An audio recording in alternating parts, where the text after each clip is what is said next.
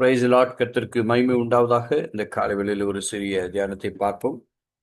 2 கொரிந்தியர் 5வது அதிகாரம் 17வது வசனம். 2 கொரிந்தியர் 5:17.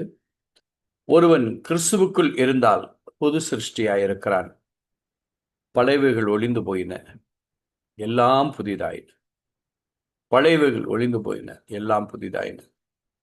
இந்த புது சிருஷ்டினுடைய கிரியைகள் எப்படிப்பட்டதாக இருக்கும் என்று வேதத்திலே சொல்லப்பட்டிருக்கிறது. அவர்கள் எந்த விதமாக திடமனதோடும் தீர்மானத்தோடும் கிறிஸ்துவுக்குள் வருகிறவர்கள் அவர் கர்த்தரால் புது சிருஷ்டியாய் மாறுகிறார்கள், மாற்றப்படுகிறார்கள். அப்போ திடமனதோடும் தீர்மானத்தோடும் இயேசு கிறிஸ்துதான் என் சொந்த இரட்சகர், அவரை தவிர வேறு வழி இல்லை என்கிற ஒரு தீர்மானம், ஒரு திடமனது, ஆண்டவர்தான் எனக்கு எல்லாம் என்று சொல்லி ஒரு திடமனதோடு கிறிஸ்துவை உண்மையாக ஏற்றுக்கொண்டு கிறிஸ்துவினுடைய இரத்தத்தை குறித்தும் அவருடைய பாடுகளை குறித்தும் அவருடைய மரணத்தை குறித்தும் விசுவாசிக்கிறவர்கள் கர்த்தரால் புது சிருஷ்டியாக மாற்றப்படுகிறார்கள்.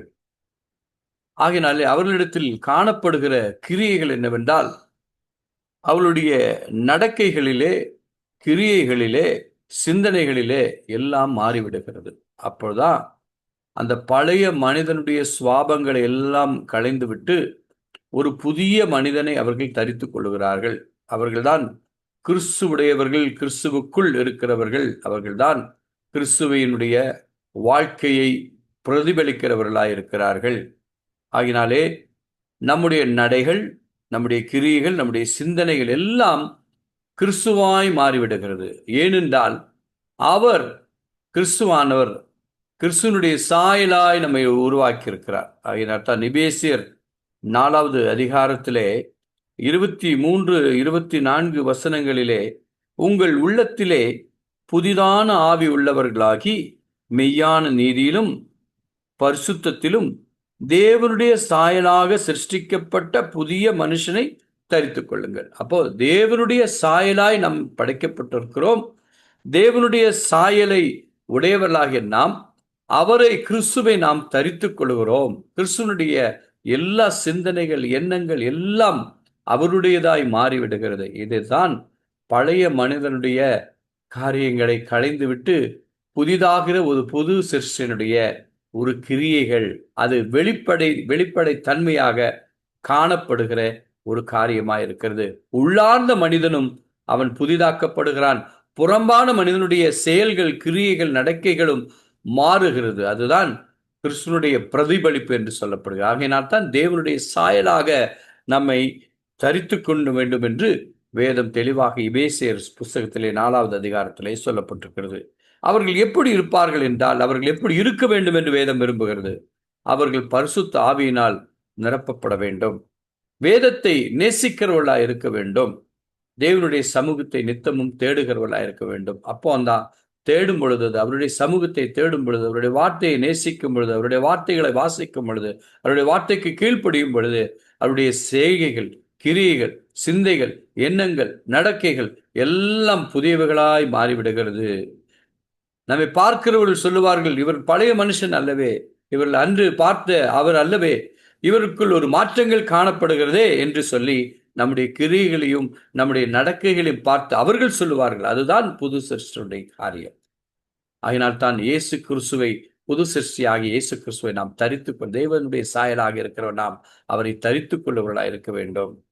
கலாத்தியர் 6:15 சொல்லப்பட்டிருக்கிறது, கிறிஸ்து இயேசுவுக்குள் விருத்த சேதனமும் ஒன்றுமில்லை, விருத்த சேதனம் இல்லாமலும் ஒன்றுமில்லை, புது சிருஷ்டியே காரணம்.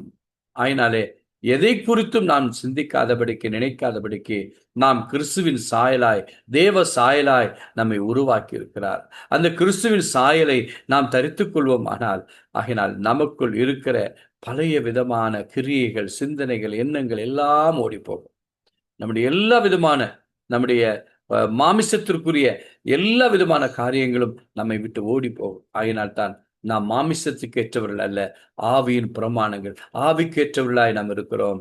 அதனால்தான் ரோமரில் சொல்லப்பட்டிருக்கிற இந்த வார்த்தை எவ்வளவு உண்மை.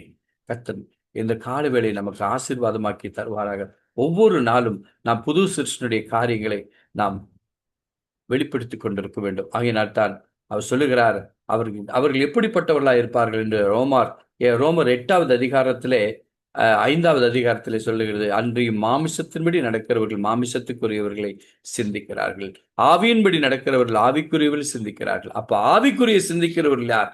அவர்கள்தான் புதிய சிருஷ்டி. மனுஷீகமாக காரியங்களை யோசிப்பதை காட்டிலும் ஆவிக்குரிய சிந்தையோடு எண்ணங்கள், நம்முடைய சிந்தனைகள், எண்ணங்கள், நடக்கைகள் இருக்குமானால் அவர்கள் புது சிருஷ்டியினுடைய காரியத்தை வெளிப்படுத்துகிறவர்களாய் இருக்கிறார்கள். என் அன்பு தேவனுடைய பிள்ளைகளே, நாம் எதற்காக அழைக்கப்பட்டிருக்கிறோம்? நாம் கிறிஸ்து இயேசுவுக்குள் அவருடைய இரத்தத்தினாலே பரிசுத்தமாக்கப்பட்டு, இரத்தத்தினாலே நம்முடைய பாவங்களை எல்லாம் அறிக்கை செய்து, ஞானஸ்தானம் எடுக்கும் பொழுது நாம் அறிக்கை செய்கிறோம், ஆண்டவரே, என்னுடைய பழைய மனிதனுடைய சுவாவங்களை நான் களைந்து போடுகிறேன்.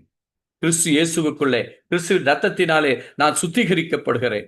என்னுடைய வாழ்க்கையில இருக்கிற பழையவைகள் எல்லாம் ஒழிந்து போகட்டும் என்று சொல்லி நாம் நம்மை நாமே அர்ப்பணித்து, முழுவதுமாய் தேவனுக்குள் அர்ப்பணித்து, நாம் அது வாசித்தது போல பழையவைகள் ஒழிந்து போயின, எல்லாம் புதிதாயின. அப்போ நாம் திடமனதோடும் தீர்மானத்தோடும் கிறிஸ்துதான் எனக்கு இந்த புதிய மனுஷனுடைய சாயலை கொடுத்திருக்கிறார் என்று ஒரு விசுவாசத்தோடு, ஒரு தீர்மானத்தோடு, ஒரு திடமனதோடு நாம் அவரை விசுவாசித்து ஒரு புதிய மனிதனை நாம் தரித்துக் கொள்வோமானால் புது சிருஷ்டியுடைய காரியம் நம்மிடத்திலிருந்து வெளிப்படும்.